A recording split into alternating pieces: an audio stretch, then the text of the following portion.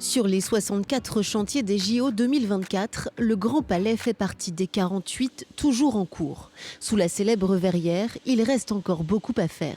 C'est ici que se dérouleront les épreuves d'escrime et de taekwondo. Ils seront là, au centre, sous la partie centrale de la nef. Ils seront ici. Et de chaque côté, vous aurez les gradins qui accueillent environ 8000 personnes. Un peu plus au nord, à Saint-Denis, les ouvriers s'affairent aussi. D'abord, autour de l'édifice le plus coûteux de ces Jeux, le centre aquatique et ses 151 millions d'euros de budget. Mais aussi autour du futur village olympique. Ces bâtiments doivent loger 10 500 athlètes.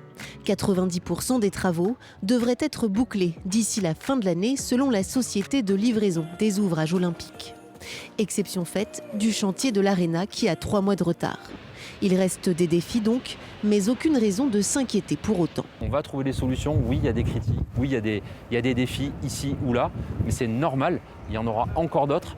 Parmi les défis justement, la question de l'héritage des Jeux, et particulièrement en Seine-Saint-Denis, département le plus pauvre de France.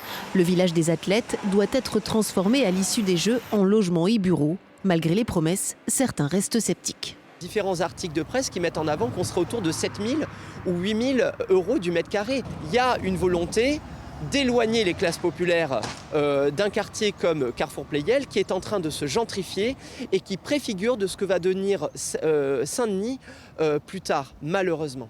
Reste aussi la question des transports. Le PDG de la RATP, Jean Castex, l'a en tout cas assuré. Tout sera fait pour être au rendez-vous.